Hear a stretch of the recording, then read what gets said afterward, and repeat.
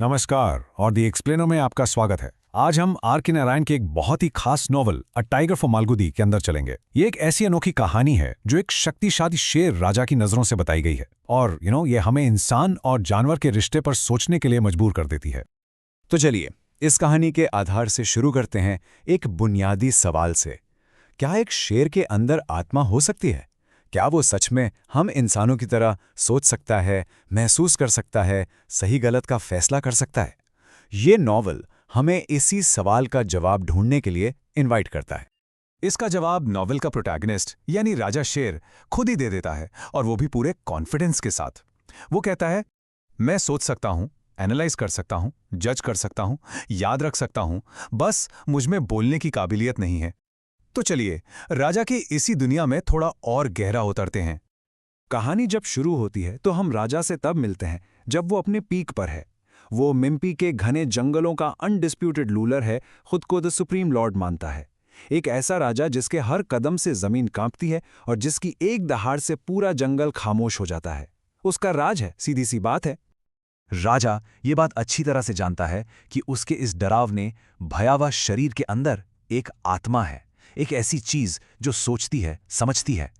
लेकिन उसे ये भी पता है कि इंसान उसकी इस गहराई को कभी नहीं देख पाते।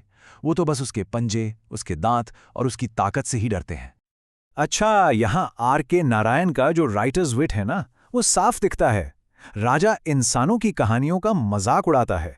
वो सोचता है ये इंसान भी अजीब हैं, लायन को जंगल का राजा बना दिया सिर्फ इसलिए क्योंकि उसकी गर्दन पर शाही बाल हैं।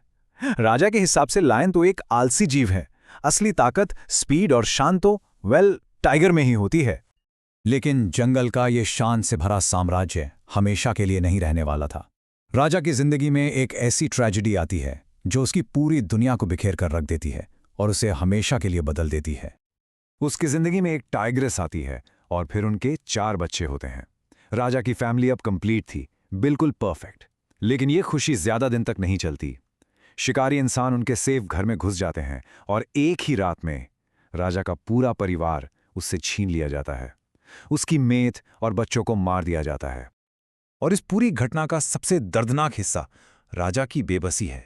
वो पत्थरों के पीछे छुपकर ये सब देख रहा है कि कैसे नशे में धुत इंसान जश्न मना रहे हैं और उसके परिवार को उठाकर ले जा रहे हैं। वो कुछ नहीं कर पाता और उसी पल उसके अंदर का दुख गुस्से और बदले की आग में बदल जाता है।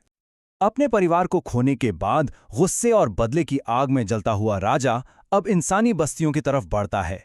जंगल का वो शान वाला राजा अब एक फ्यूजिटिव बन चुका है, एक भगौड़ा जो बस जिंदा रहने के लिए स्ट्रगल कर रहा है। उसका जो डाउनफॉल है वो इन स्टेप्स में साफ दिखता है। पहले वो भूख मिटाने के लिए गांव के जानवरों पर हमला करता है, फिर थोड़ी हिम्मत बढ़ती है तो वो भेड़ों के एक बाड़े पर हमला कर देता है। और यहीं उसका सामना इंसान की 2 सबसे खतरनाक ताकतों से होता है, हथियार और आग। अब वो एक शिकारी नहीं बल्कि खुद शिकार बन चुका है। दूसरी तरफ गांव के लोग दहशत में हैं। उनकी नजरों में राजा एक जानवर है, एक राक्षस।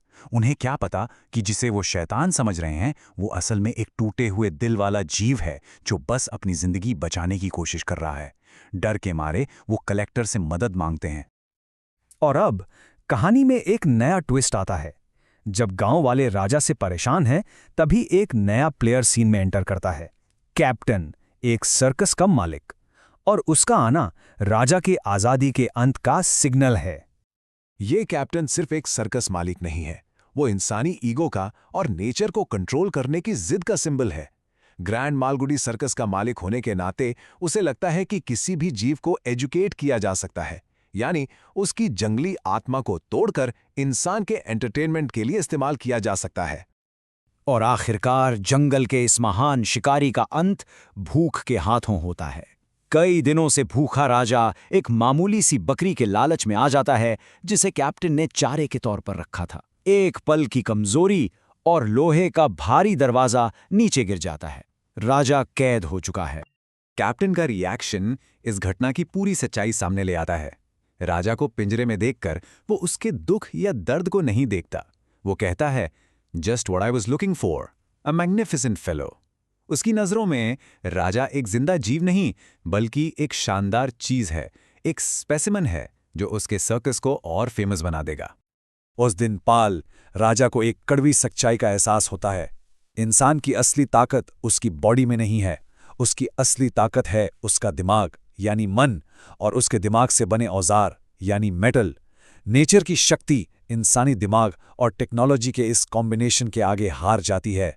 राजा की आज़ादी अब बस एक यादों का हिस्सा है। तो जंगल के राजा से लेकर सर्कस की कैदी तक का सफर शुरू हो चुका है। उसकी ताकत, उसकी आज़ादी, उसकी पहचान, सब कुछ छीन चुका है। अब आगे क्या होगा? क्या कैप्टन राजा की आत्मा को तोड़ पाएगा, या राजा के अंदर का शेर अभी भी जिंदा है?